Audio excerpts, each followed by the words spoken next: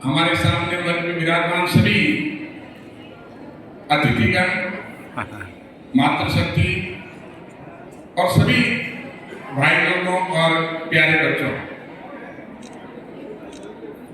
मैं सबसे पहले तो इस दूरदृष्टि पर मैं धन्यवाद दूंगा समाज के उन लोगों को जिनके ब्रेन चाइल्ड, जिनकी सोच और जिनके विचार से ये प्रतिभा समान समारोह लगातार रखा जा रहा है। एक समय वो था जब हम पढ़ाई को महत्व तो नहीं देते, हम सोचते थे पढ़ाई करके क्या कर लेगा, खेती को महत्व तो देते थे या कोई काम को महत्व तो देते थे या काम धंधे को महत्व तो देते थे। और अब 36 कौमों में और खास करके ग्रामीण क्षेत्रों में हर समाज में ये अपने आप में एक प्रतिस्पर्धा, एक पूरा जोश जो हमारे ग्रामीण वो भाई जिन्होंने पढ़ाई नहीं की, वो माताएं बहनें जो पढ़ नहीं सके, तो उनको लग रहा है कि हमारे जो बच्चे हैं जो हम नहीं कर पाए, हमें कमी रह गई है, वो कमी हमारे बच्चों में पूरी करें।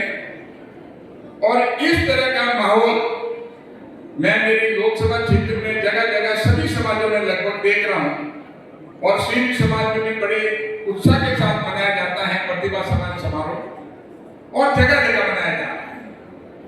और जबकि शहरों में देखें तो इस तरह का माहौल जो है, हालांकि शहरों में तो पढ़ेगा पहले से ही है, लेकिन जिस हिसाब से हमारे ग्रामीण इलाकों में हमारे माताएं बहनें हैं, चाहे भाई लोग हैं, जो पढ़ाई को महत्व दे रहे हैं, वो अपने आप में उनकी सोच को, उनकी दूरदृष्टि को मैं बहुत बहुत सराह रहा हूँ, धन्यवाद दे रहा हूँ कि लगातार बने रहे। और हमारे भाषा जो इस काम में आगे आकर करके इस वर्ष के अलावा अगले वर्ष में होने वाले कार्यक्रम का पहले ही तय हो जाता है, तो ये सोच आने वाले टाइम में समाज को मजबूत करेगी, देश को मजबूत करेगी, क्योंकि पढ़ाई एक ऐसी नींव है। हम देखते हैं कि मकान की नींव बढ़ते वक्त हम ध्यान रखते हैं कि कई पीढ़ियों तक मकान चले, तो अगर नींव मजबूत होगी तो मकान चलेगा। इसी तरह से मानव के लिए, इंसान के लिए, व्यक्ति के लिए और हमारे बच्चों के लिए शिक्षा बहुत जरूरी है। अगर शिक्षा है तो सब कुछ है, और शिक्षा से ना तो आपको इन्वेस्टमेंट करना पड़ता है, ना फैक्ट्री लगानी पड़ती है। व्यक्ति का दिमाग इतना तीव्र हो सकता है कि सिर्फ उसको अगर सही वातावरण दिया जाए तो कहीं का कहीं पहुंच सकता है। अगर हम विश्व में देखें सारे, हम हमारे इर्द गिर्द भी देखते हैं, बिलाना देखते हैं, जोधपुर संभाग देखा, पूरा राजस्थान देखा, देश देखा, लेकिन आजकल तो सोशल मीडिया का जमाना है। हम खोल के देखते हैं कि विश्व में कौन आदमी कहां था और कहां पहुंचा, तो फिर हम देखते हैं कि इसका कारण क्या था। तो कारण एक ही आता है कि उसने शिक्षा में ध्यान रखा। तो पढ़ाई एक ऐसी बात है, ऐसी चीज है कि हम इससे लगातार आगे बढ़ सकते हैं, परिवार को आगे बढ़ा सकता है, परिवार में उथल पुथल पढ़ाई से लाया जा सकता है। और पढ़ाई अगर होगी तो बिजनेस भी बढ़िया कर सकते हैं। पढ़ाई अगर होगी तो हमारे साथ कोई ठगी भी नहीं कर सकता। तो आजकल हम देखते हैं, चाहे बच्चों के मामले में हो, चाहे किसी के मामले में हो, अगर अनपढ़ होते हैं तो सबसे ज्यादा ठगी जो हो उसमें संभावना ज्यादा रहती है। अगर पढ़े लिखे हैं, एक्सपोजर है, तो वो समझते हैं उस बात को, तो कोई भी हमारे साथ में कोई नुकसान नहीं पहुंचा सकता, कोई ठगी नहीं कर सकता। तो मैं खास करके माताओं बहनों को धन्यवाद दूंगा कि उन्होंने अपने बच्चों के लिए, जागरूक के लिए तो कितनी बड़ी संख्या में आई, घर का काम होते होती सुबह दूध निकालना पड़ता है, गाय भैंसों का शाम दूध निकालना पड़ता है, खाना भी बनाना पड़ता है, ये काम हमेशा रहता है। लेकिन उसके बाद में भी अपना समय निकाल करके खेत में से भी काम करने से समय निकाल के अपने बच्चों के प्रति इतनी जागृति होना, ये अपने आप में बहुत बड़ी बात है। इससे साफ जाहिर होता है कि समाज आगे बढ़ रहा है। और हम चाहते हैं कि जिस हिसाब से भी समाज आगे बढ़ रहा है, वैसे भी 36 कौम में हर समाज में इसी तरह के प्रतिभा सम्मान समारोह में जगह जगह देखता हूँ ये ऑर्गेनाइज होते हैं। और अब एक ऐसा है कि जैसे हम देखते हैं कि एक इसको अब बनाने भी लगे। अब ये बन गया कि प्रतिभा सम्मान समारोह पहले हम देखते थे, कोई इच्छा भी नहीं रखता था, ज्यादा भी नहीं था, ध्यान भी नहीं देता था।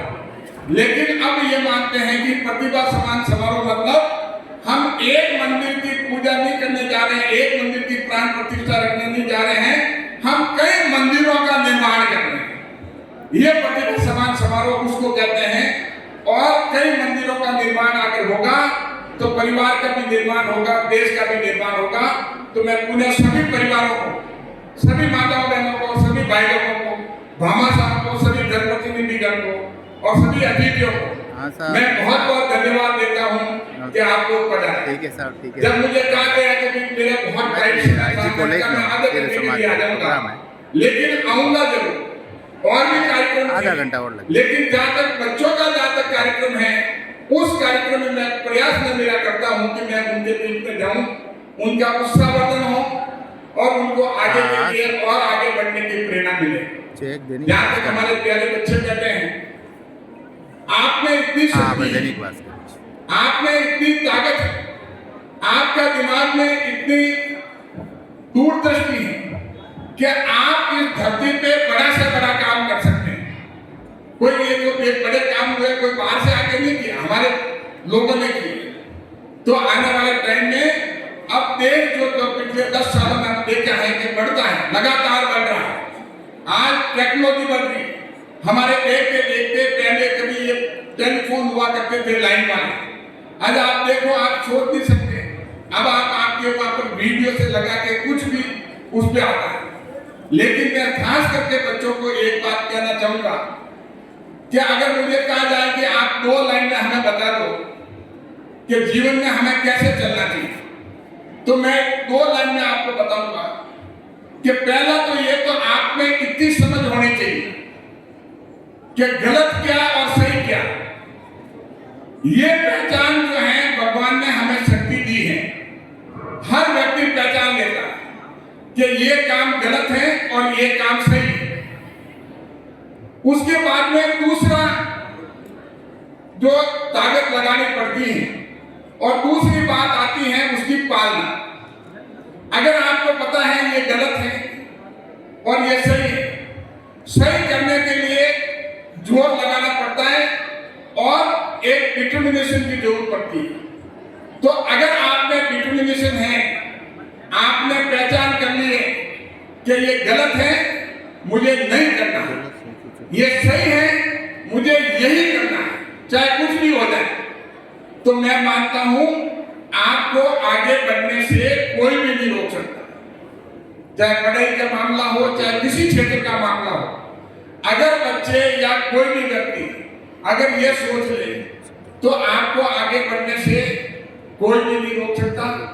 और आज हम देखते हैं कि अपॉर्चुनिटी देश में खूब मिल गई। पहले हम एक समय था कि सिर्फ हमारे पास में रोजगार के रूप में सिर्फ खेती थी, खेती के अलावा कोई बहुत बड़ा रोजगार हमारे पास नहीं था। आज खेती के अलावा कई तरह के रोजगार जो हैं लगातार बन रहे हैं और उन रोजगारों के लिए पढ़ाई होना बहुत जरूरी है। अगर पढ़ाई होगी तो आप अपना आप रोजगार ढूंढेंगे। कोई जरूरी नहीं कि सरकारी नौकरी हो। हमारे पास में 2 तरह की नौकरी होती है, एक तो सरकारी होती है जिसको हम फॉर्मल कहते हैं और एक इनफॉर्मल होती है जो सरकारी रिकॉर्ड में नहीं होती। लेकिन एक ट्रेंड था, एक समय था कि पहले सरकारी नौकरी करते थे, अब आजकल जो है प्राइवेट नौकरी ज्यादा करते हैं। प्राइवेट नौकरी में जो तनख्वाह जो है आप सुनकर के अचंभा कर लेंगे। आज टाटा के चेयरमैन भी जो तनख्वाह है वो लगभग 150 करोड़ है, 150 करोड़ साल की। अब आप देखिए कि 150 करोड़ तो कोई बड़े बड़े उद्योगपति नहीं कमा पाते। अब सिर्फ वो नौकरी कर रहे, पढ़ाई करके नौकरी कर रहे, तो उनसे नीचे और उनके बीच में जो सरकारी नौकरी और उसके बीच में कई लोग होंगे, कई अपना इनोवेशन करते हैं, अपना आविष्कार करते हैं। जैसे हमारे भोपालगढ़ विधानसभा क्षेत्र में हमारे रमेश रलिया जी हैं, वो एक साधारण किसान के परिवार से जन्मे हुए हैं और वो एक वैज्ञानिक हैं। उन्होंने केमिकल इंजीनियरिंग में अपना पढ़ाई की भारत से, और करने के बाद में वो अमेरिका गए और अभी 250-300 लोग उनके नीचे काम करते हैं। जब वो अपने गांव आए तो उन्होंने पिताजी ने कहा कि तुम इतना आविष्कार करते हो, एक आविष्कार करके दिखाओ। मैं जो खाद का कट्टा है, चाहे यूरिया डीएपी, मेरे माथे पे रख करके लेके आता हूँ और मोटरसाइकिल पे एक ही आता है, और एक से ज्यादा लेके आने को तो मुझे ट्रैक्टर लेके जाना पड़ता है।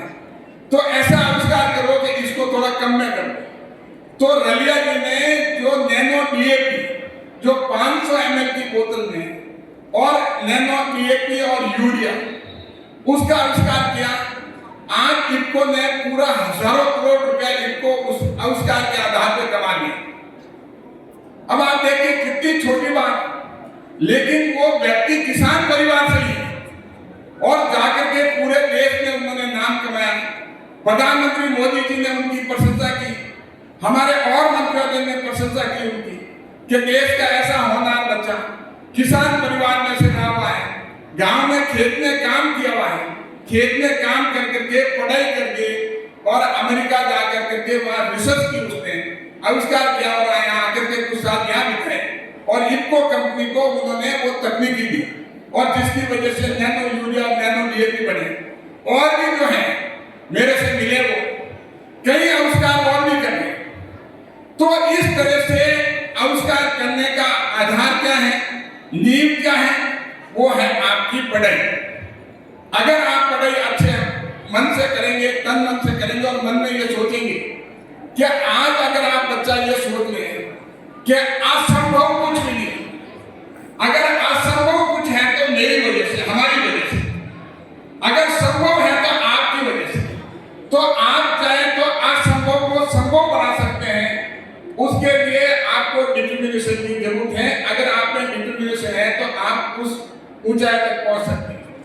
हमने देखा जिस हिसाब से देश में जो लगातार आप जैसे होनहार बच्चे जो लगातार पढ़ करके आगे बढ़ रहे हैं, देश का विकास भारत में भी कर रहे हैं, लेकिन भारत का नाम पूरे विश्व में कर रहे हैं।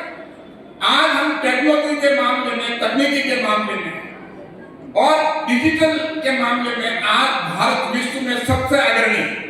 हमारे जो लड़के हैं, बच्चे हैं जो पढ़ करके बड़ी बड़ी कंपनी, चाहे गूगल हो और चाहे और भी कंपनी हो, बड़ी बड़ी कंपनी जो विश्व स्तर है उसके सीईओ और वो चलाते हैं, और पढ़ाई उन्होंने भारत में की। इसलिए ये मत सोचिए आप कि मैं क्या कर सकता हूँ या मैं क्या कर सकती हूँ या मैं नहीं कर सकती, मैं नहीं कर सकता। आप सब कुछ कर सकते हैं, लेकिन आप में डिटर्मिनेशन अगर है तो सब कुछ कर सकते हैं। और यही कारण है कि आज मोदी जी के नेतृत्व में पिछले 10 सालों में हम देखे हमारे बच्चों को खूब अपॉर्चुनिटी मिली और उनको खूब आगे मौका मिल रहा है, उनके लिए प्लेटफॉर्म है। आज इनोवेशन के लिए सरकार की तरफ से सहायता भी मिलती है। आगे बढ़ने के पहले हमारे फाइनेंस की कमी रहती थी, लेकिन आज की तारीख में बच्चों के पास कमी नहीं है।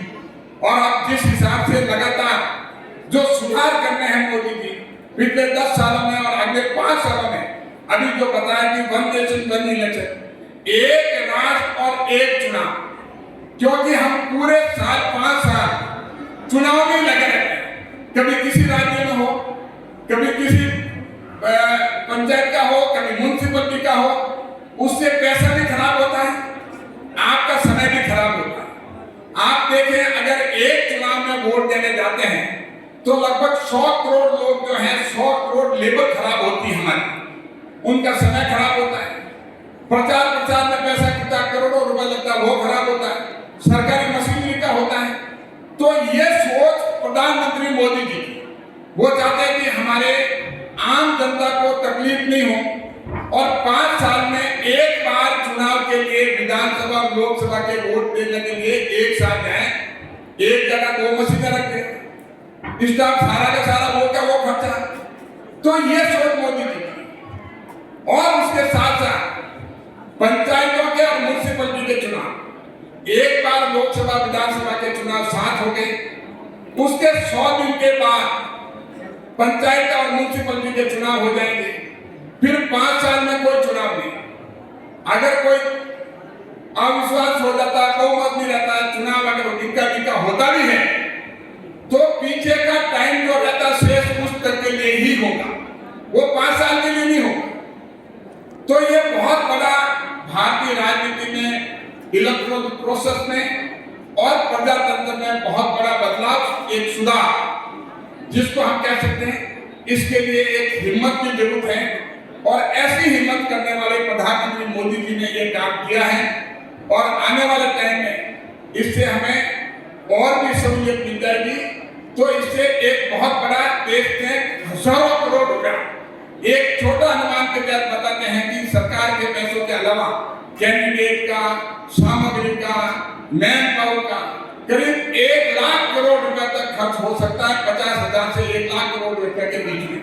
तो ये अमाउंट कम नहीं होगी, क्योंकि सही आंकड़ा तो और भी जो है हमारे स्टेटिस्टिक्स के लोग हैं उसको निकालेंगे, लेकिन मोटे मोटे अनुमान के तहत में इतना बड़ा पैसा खर्च होता है। वो किसका पैसा? वो हमारा पैसा, जनता का पैसा। तो इसीलिए चिंता प्रधानमंत्री मोदी जी को हमेशा रहती है कि जनता का पैसा जो है इस तरह से खर्च नहीं हो गए और जनता के फायदे के लिए काम आवे, आम आदमी के फायदे के लिए काम आवे, हमारे मातृशक्ति के काम आवे, हमारे गरीबों के काम आवे। ये दूरदृष्टि और सोच प्रधानमंत्री मोदी जी की है। तो मैंने बहुत आपका टाइम दिया, मैं बहुत बहुत धन्यवाद देता हूँ। आप बड़ी संख्या में बच्चों का उत्साहवर्धन करने के लिए, उनकी हौसला अफजाई करने के लिए आप सभी बना रहे और आपने सभी ने, हमारा ने जिस हिसाब से काम कर रहे हैं उसके लिए भी मैं आप सभी को बहुत बहुत धन्यवाद अर्पित करता हूँ कि ये जो आने वाले समय में और भी आगे बढ़े। और मुझे यहाँ देख करके जो ये हॉल बनाया यहाँ के ट्रस्ट ने, कॉलेज में, मेरा पैसा भी देके खुद ने भी अपना मिलाया और शानदार एक ऐसी जगह बैठने की बनाई। मुझे लगता है कि पूरे बिलाड़ा क्षेत्र में इतना बड़ा हॉल कहीं नहीं है। तो मैं पुनः पूरी कार्यकारिणी और सभी लोगों को जो इसमें इन्वॉल्व थे और इतनी बढ़िया एक प्रॉपर्टी बनाई, पैसा जो सरकार का जो कहते हैं जो पैसा लगाए वो सही जगह लगा, तो इसलिए बहुत बहुत मैं उनको धन्यवाद करता हूँ। और जहाँ पर भी और भी आपको जरूरत होगी तो मेरे पास कागज आया हुआ है, मैं उसको भी दे दूंगा। और इसके अलावा मेरे पास में एसपी नगर मंडल ग्राम बिलाड़ा में एक लेटर दिया कि भाई आप पिटियाल बांध जो है उसमें रुकावट आ रही है, पानी जो है वो भरता नहीं, उसमें जगह जगह कई एनिकट्स आ रहे हैं। तो पहले भी इसमें एक केस हमने लगा रखा था, मैंने ये ओम जी जो आपके पत्रकार इन्होंने मेरे माध्यम से लगवाया था, तो उसको मैंने आगे जो है उसका फैसला हुआ, आपकी बात पानी भी आया, आपके भी आसपास कुओं में रिचार्ज हुआ और उसका बहुत बड़ा फायदा हुआ। और मैं तो ये चाहता हूं कि इसका पुनर्भरण किसी न किसी रूप में अगर होने की संभावना होगी तो मैं आपको विश्वास दिलाता हूं, इसका मैं पुरजोर मेरी तरफ से कोशिश करूंगा कि पुनर्भरण हो और यहाँ की जनता को पीने का पानी जो आज आपके इलाके में इससे मिलता है। इन्हीं शब्दों के साथ आपको बहुत बहुत धन्यवाद।